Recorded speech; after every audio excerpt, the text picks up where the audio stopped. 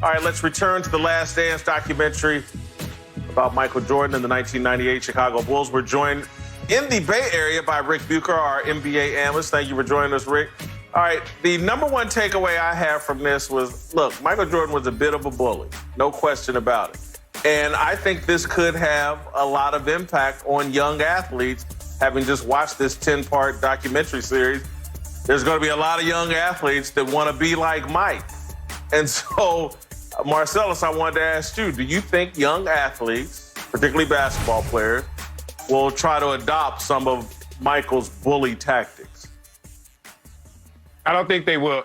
You got to understand what that comes across as, the bullying, whatever we want to call Jordan's leadership style.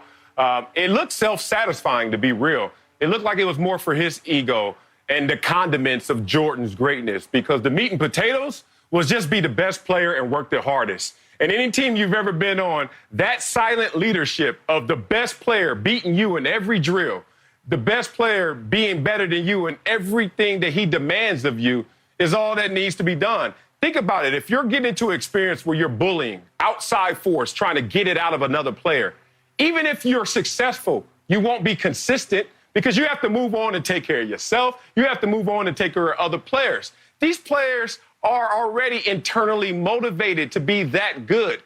If they're going to be great, it's going to come from that same internal motivation. So I don't think the bullying does anything but give you a greater mystique and does something for your ego. So I say no. It won't happen because players today don't know how. You know, we've created this whole culture now where the fact that we're calling it bullying and what bullying represents It was. in today's society. Well, but there's a distinction. Bullying is, and going by the definition, is to intimidate and do harm to people that you consider vulnerable.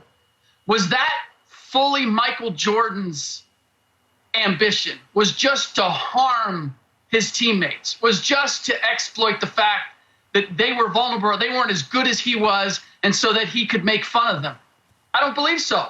I think he had an ends to the means. And for example, there's a piece where he says to Scott Burrell in the locker room before one of the Utah Jazz games, he says, hey, dog, don't be dog food.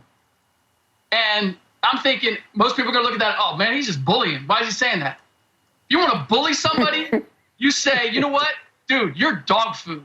You don't say, don't be dog food, because what you're saying is, I know you can be better than what you Scott can. Burrell a hoe. You can get into all. Let's be real. You did. Yeah, and did he do it? And did he say it with a little bit of a smile or a smirk, or was he saying like, I'm gonna mess with you a little bit? What was it? Right? So this is what I believe. We have players today won't do it because they don't know how, because we've taken away the opportunity for kids to grow When has up that and stopped have their own anybody? conflict resolution. Kids don't play with. There's no unorganized. When has knowing how to do it stopped anybody? We'd all be virgins if we had to wait till we knew what we were doing. 100%. But you also didn't have somebody guide you there to do it. You had the opportunity to go out and figure it out on your own. That's the way it works. And you Trial and error, brother. Trial and error. Yeah. Listen, Hey, Rick, imitation is the highest form of flattery. Yeah. But look, at the core of what Imitation you're is the saying, highest Rick, form of flattery. we got to get away from this, Rick.